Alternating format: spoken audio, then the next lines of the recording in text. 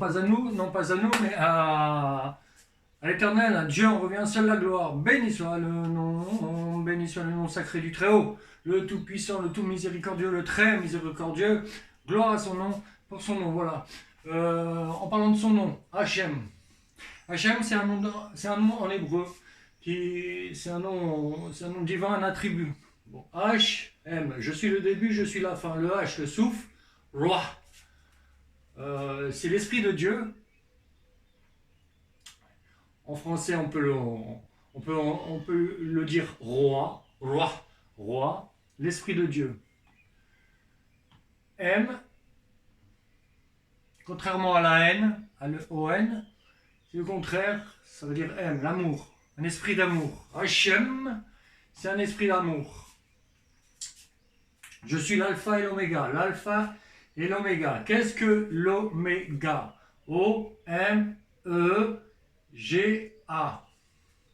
On appelle ça le tsérouf, le combinatoire des lettres. Donc, quand Hachem rentre dans l'oméga, on forme le mot hommage.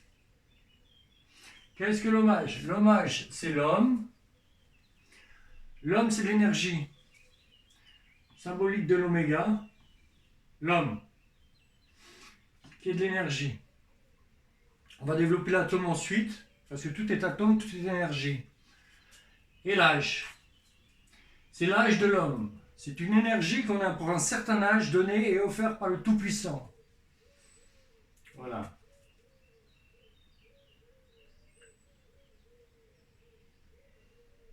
Voilà. Qu'est-ce que l'homme en anglais? C'est pour ça qu'on va retrouver l'alpha et l'oméga dans des textes français mélangés avec du grec. Vous voyez? Parce que, en vrai, l'Éternel est la parole dans tout texte, de tout temps, en tout être.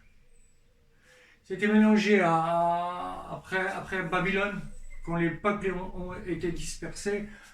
Pourquoi? Parce que l'homme a créé une tour voulant s'élever plus haut que le ciel et ça va pas. Nous, on a la terre pour jardin, à nous de la rendre bienfaitrice, quoi.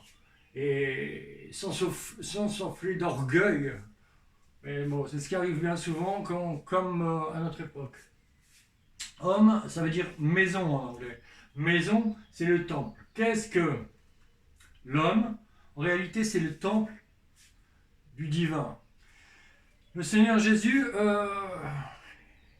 est mort sur la croix, a pris les péchés, parce que c'est lui le troisième temple. C'est lui le chemin, la vérité et la vie. L'alpha et l'oméga, sa parole, et le temple, la parole de l'homme, la parole de Christ, et la parole de Dieu dans un temple. Le troisième temple sera construit non pas de pierre, mais de prière.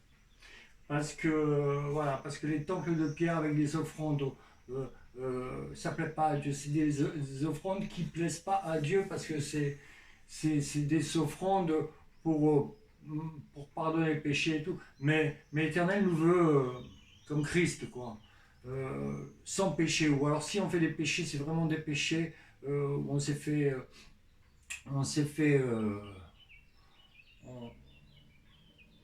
avoir par le serpent. On va développer ça un peu. Là on va sur l'alpha et l'hommage qu'on doit rendre à l'Éternel et la symbolique de l'homme, de l'énergie dans l'homme. Voilà. L'énergie, qu'est-ce que l'énergie? C'est qu'est-ce que l'oméga? C'est l'énergie qui est de l'atome. L'atome, c'est-à-dire que tout ce qu'on a autour de nous, en nous, et ce qu'on voit, c'est en réalité des champs d'énergie qui donnent des images, d'accord, qui donnent des sensations, okay, dans notre esprit et dans notre corps. L'atome. Donc l'atome, c'est Aleph, en hébreu, hein, Aleph, tête même, atome, ok, ça fait ATM, atome. Parce qu'avant la Torah, elle était écrite sans voyelles, il n'y avait que les consonnes. Donc on mettait des souffles. Les voyelles sont des souffles. En yoga, méditation, on travaille beaucoup avec le souffle. Bon, le roi, l'Esprit de Dieu. Atome, émet, Ce sont les mêmes lettres, ATM, que le mot émettre, qui veut dire vérité. Voilà. Donc l'atome, en réalité, c'est la vérité. La vérité, voilà. Regardez. Qu'est-ce qu'un atome? C'est des neutrons, une charge neutre, des protons, une charge positive, qui forment un noyau. Autour de ces noyaux, vous avez les électrons, des champs d'énergie qui cachent la lumière, d'accord, et qui font que ce qu'il y a autour de vous est visible dans telle forme, sous telle forme, mais dedans, il y a une présence divine qui fait aller cette énergie.